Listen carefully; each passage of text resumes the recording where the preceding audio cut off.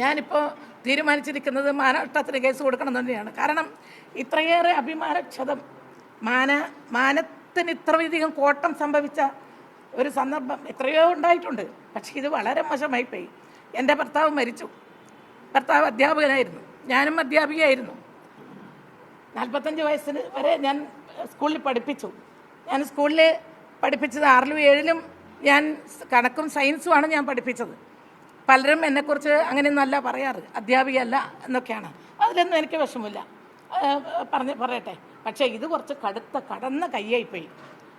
ഇത് ഒരിക്കലും ഒരാളോടും, സ്ത്രീയോടെന്നല്ല പുരുഷനോടും ചെയ്യാൻ പാടില്ലാത്ത ഒരു കാര്യമാണ്. എൻ്റെ ഭർത്താവിൻ്റെ പെൻഷൻ എനിക്ക് കിട്ടും അധ്യാപകൻ എന്നുള്ള നിലയിൽ. ഞാൻ വേറൊരാളുടെ പെൻഷൻ തേടി പോകേണ്ടുന്ന ഒരു വ്യക്തിയല്ല. അങ്ങനെ ഒരു പണത്തിന് വേണ്ടി പോകുന്ന ഒരാളല്ല ഞാൻ. എൻ്റെ അച്ഛനും അമ്മയും എൻ്റെ അമ്മയുടെ അച്ഛനും ഞങ്ങളുടെ കുടുംബത്തിൽ എല്ലാവരും അധ്യാപകരാണ്. അങ്ങനെയുള്ള ഒരു കുടുംബത്തിൽ ഞങ്ങൾക്ക് കിട്ടുന്ന പണം കൊണ്ട് സുഖമായി ജീവിക്കാൻ കഴിയുന്ന ഒരു കുടുംബമാണ് എൻ്റേത്.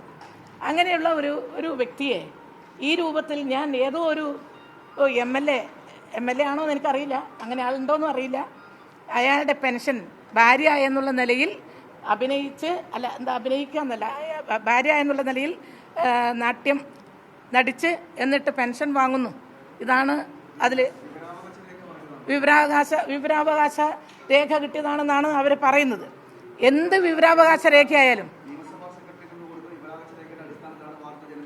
അത് ശരി.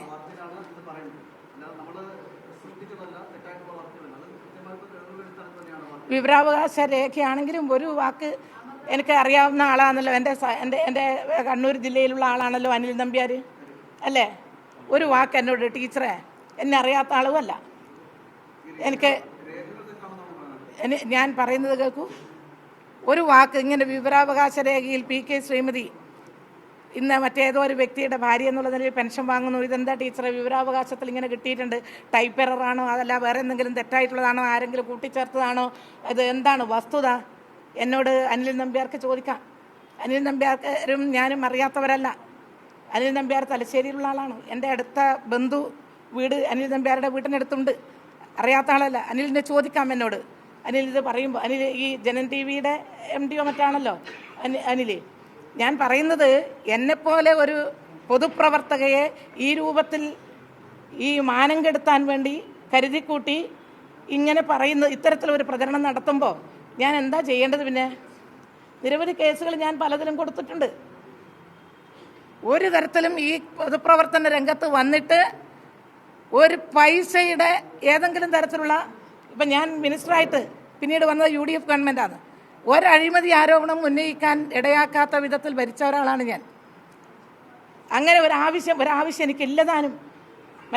എൻ്റെ ഈ സംസ്ഥാനത്തോ വേറെ എവിടെയെങ്കിലും ഒരു തരത്തിലും എന്തെങ്കിലും ഈ സാമ്പത്തികത്തിൻ്റെ പേരിൽ എന്തെങ്കിലും ചെയ്തു എന്ന് പറയാൻ ആർക്കും കഴിയില്ല. ഞാൻ അങ്ങനെ അഴിമതി രഹിതമായിട്ട് തന്നെയാണ് എൻ്റെ പൂർണ്ണ ജീവിതം പൂർണ്ണമായിട്ടുള്ളത്.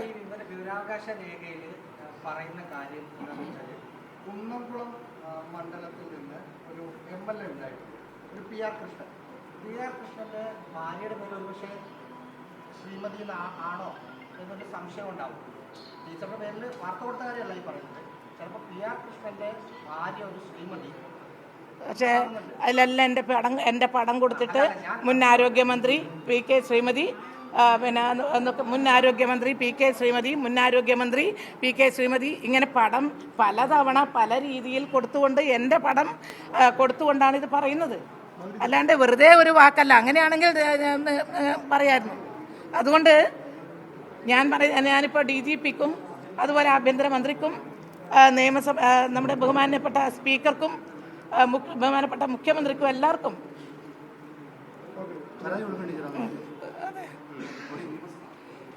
ഒരു പരാതി കൊടുക്കാൻ തീരുമാനിച്ചിരിക്കുകയാണ്. പോലീസിനും കൊടുക്കേണ്ടി വരും, DGP-ക്കും കൊടുക്കണം.